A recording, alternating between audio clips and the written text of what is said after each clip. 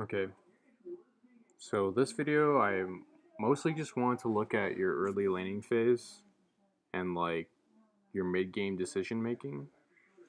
Um, I think at the start, for sure, you didn't really need to go barrier here. You could have gone TP. I think that's probably the best summoner for this matchup. Like, Jhin and Zac are not going to have a huge potential to kill you unless you misplay. But if you did want to take a defensive summoner, heal would be slightly better for the 2v2 matchup. Um, and you can take it since Jhin is most likely not going to take Ignite. Uh, you can take Barrier in matchups where they take Ignite. So it doesn't fuck up your heal, negate the heal effect when someone ignites you. But the reason why you want to take TP over most of it is because Liss's roams are like some of the best mid laner TP roams in the game. The utility and AoE damage you have with your W, your R, um, and your Q, and your E as well. You just have so much utility, hard CC, and burst damage, AoE damage.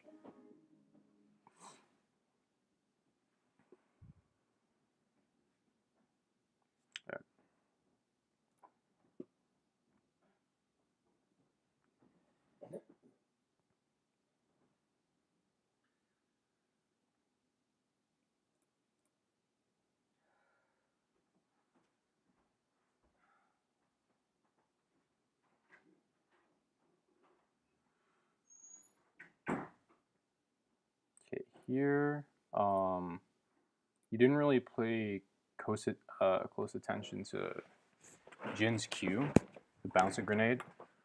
You could have been standing a little bit back further over here, waiting for him to reveal Q, and then you go in for a trade. But I think you step a bit too far forward, and you don't actually realize the distance. If you stood over here, 1, 2, 3, 4. Actually, the fourth bounce probably would have gotten you. If you stood more like over here, it would have been fine. Or if you stood on this angle, actually not this angle. This is probably the best angle in this pocket over here.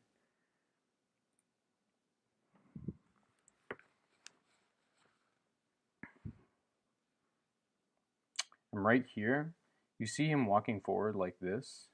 You could have just cast Q this way. Like you see where his cursor is clicking. It's clicking somewhere over here, and he wants to go and auto this minion. So you could have just cast Q and like gotten a free Q off on him. But I don't think that's what you did right here. You just waited. Yeah. So you always want to be looking to Q through the minions like all the time, especially when he's walking up for CS.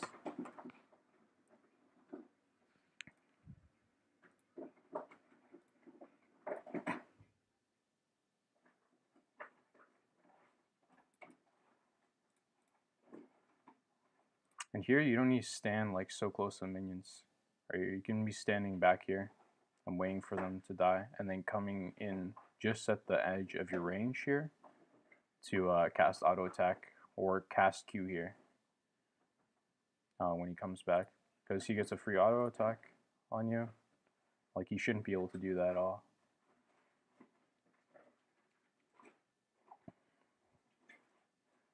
And still not really judging his Q range, like where it's gonna land at all. Here you need to Q that minion.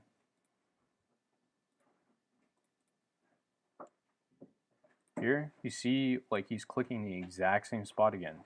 Like he's asking to be queued right here.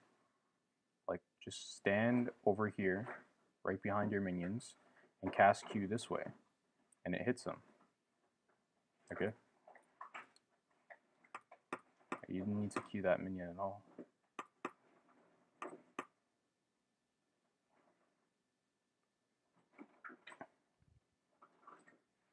And you kind of mess up the minions as well. Could have been autoing this minion to get it low. This minion was going to take like one tower hit, and then you could auto it. It would have been fine.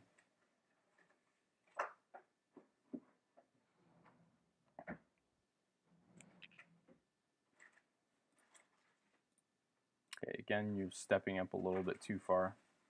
You know, like maximize your range. Potion.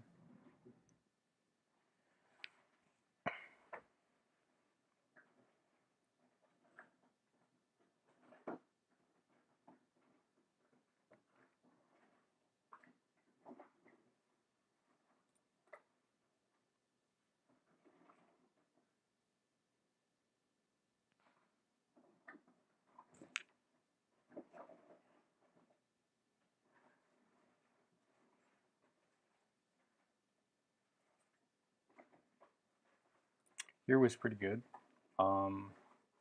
You have he's on your side of the minions, and all of these are attacking him, and all of these are attacking him, or at least these two, I think, for sure.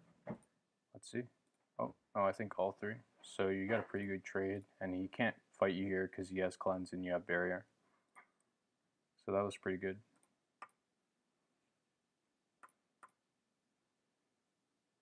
It's right here. You should be preparing for a flash WQ combo. You can walk forward a little bit. I think I would have stayed, but the back is fine either way. The back is really good. Here you buy boots, 3 pots, and a control word. You didn't need to do that at all. The boots, control word, 3 pots doesn't really do much for you. You could have gone Dark Seal, refill pot, and that would have been like a way better earlier start. Dark Seal synergizes with the refill potion, gives you 25% more healing, and it gives you more gold efficiency with the refill potion. Here you didn't need to queue this. You could have just froze it, let this whole entire wave die, and he would have been fucked. He would have lost a lot more. Yep. And this was really good to punish him like this. Yeah, he got really greedy and he punched. That's good. Let's go back a little bit more.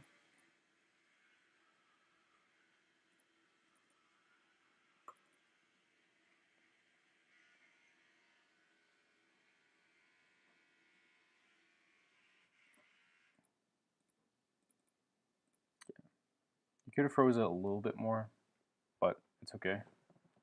It's fine.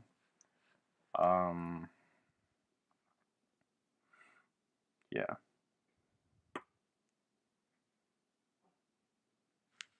Here, since you killed him, I think it's a good idea to just reset again and maybe get like one part of the Roa component. Instead, I think you pop like all 3 potions here, which is a really bad use of your gold. You're basically just like burning fucking money. You don't need to do this at all. Like 2 potion, like 1 potion was okay when you're going into a fight just to give you that edge in case like you live with 1 HP or something like that, or live with like 40 HP. But like you should have just backed and you would have saved 100 gold. You could have got a royal component and be full health. Like you see Jhin on the map right here. You would have been already like 2.5 seconds into your recall at least by now, and you would have met the wave when it came back. You would have catched the wave. It would have been fine. I think you try to look for a bottom roam here, but it's kind of risky because we forward back a little bit. We see that you have a ward as blue. You have a ward near his like topside Gromp area, so you know he's probably not bottom lane. You haven't seen him crossing there. I mean, you know he's not top lane, so you haven't seen him crossing there. So you can expect that Zac is going to be bot. And if you go for this play right here, and Zac counters you, it's going to be kind of risky because you don't have 6, you don't have ulti, you don't have flash. It's just really risky, and you're not 100% HP. You'll be a little bit more regen once you get there, maybe like here, but it's not worth it. It's just too risky. It's better just reset and back here. I think you kind of recognize that it's not really a good idea to go for a bot lane play, but then you just waste time and you might as well just back. You kind of just sit here. Like you have to always be using your time efficiently, right? Always be doing something, farming, roaming, pressuring, backing for items and power spikes.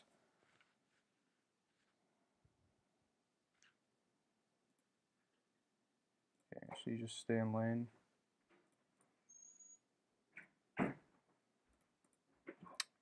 Here's fine, but you should just cast your Q immediately. Maybe Pantheon has Triumph, Coup de Grace. So, you know, like that percent health, percent missing health damage will kick in a little bit sooner.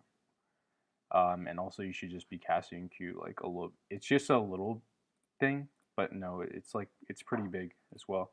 You should immediately just cast Q auto. You kind of just wait there for a second. I don't know why you're waiting.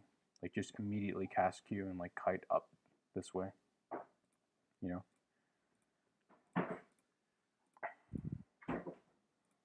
I think you could blocked the W from Jhin, especially if you had kited, or I told you to kite. Yeah, if you had kited just up here, make sure you just keep autoing him to death. And you, like Pantheon should have enough mana for another Q. You should have your Q up in 3. Pantheon shouldn't have died here. Like you have barrier, you can just block all this damage. You just get in front of his face. Why? There's no reason to block this way and path this way. There's literally no reason. You could block Zach Q as well. You can tank all the damage. It's fine. This guy's not escaping, and he's not killing you. You could have killed both of them here, but you kind of just didn't commit fully. Hey Google, turn green dresser off.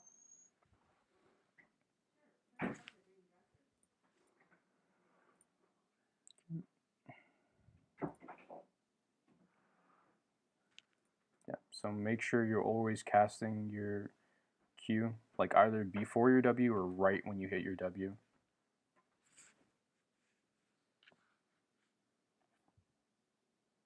Okay, because you want to maximize your damage. You cast your Q sooner, then it comes off cooldown sooner, and then, you know, that might be a difference between life or death.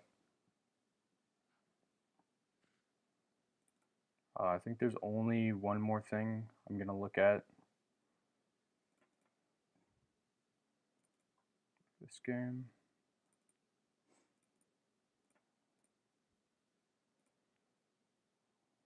Right here, you should be shoving out and just looking for a bot play. Like, Lissandra excels in skirmishes like 3v3, 2v2, 4v3, where you can just like flank and you can get a double W, double R, and then hit a bunch of AoE, like I was talking about earlier in this VOD. So you always want to be looking for those plays on bot lane. Since Jinx is a mobile ADC, it's pretty easy to just go in. Alistar cannot, like, he can't deal with Xayah, Rakan, and you. He has to like single out and like block one of those targets. And you saw Alistar was 5, so maybe even by the time you got bot lane, like Alistar wouldn't have been 6. He wouldn't be able to tank all the damage, and you could get a double kill pretty easily.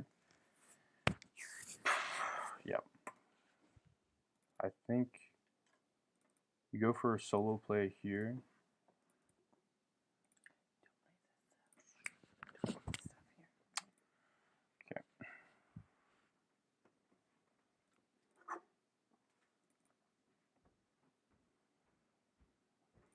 Yeah. You try to, so like, look how far pushed up they are right now. Okay, they should never be that. You should never allow them to do that. And can't see if Pantheon is 6 or not. This shit is blocking. But if Pantheon is 6, then it's all the more incentive to just run bot lane. You know, like you go in behind them through Tribrush over here with your E, and you get a free double and maybe take a tower. You probably don't want to take Water Dragon. It's not like too high priority. You just lose a lot of tempo doing Water Dragon like that, unless it's like completely free. But even then, it's kind of just like a waste of time.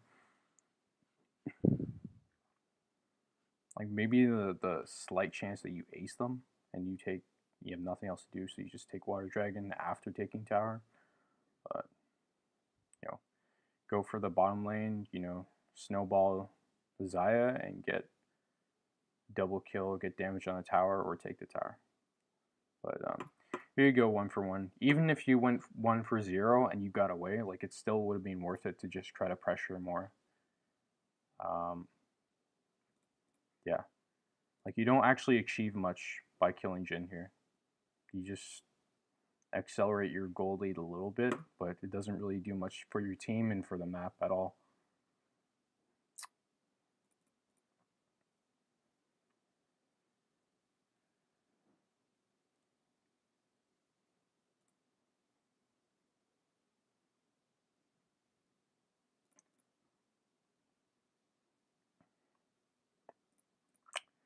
Yeah. That's all about as much as I want to review. I don't really want to review any more than that. I feel like those are the core points you should be focusing on for like Lissandra. I probably wouldn't recommend Lissandra to play. Like she's not extremely strong. I think she's like okay top lane in some circumstances. I only seen it like a few times in Challenger and high elo and NA. I've seen her come back a little bit, but it's not really like you get outranged by Zir, you get outranged by Xerath. I think Orianna outranges you a little bit, but that's kind of like an even matchup. So a lot of meta mids kind of just outrange you, outpoke you, which fucks over Lissandra a lot. Um, so I don't think that's what you should be focusing on.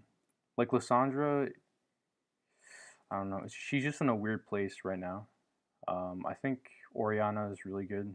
I've been looking at your match history and I see that you play like a lot of mids. Like you just play way too many mids. It seems like a lot of your core mechanics are pretty good, but you need to just like focus on a champion and just refine, practice.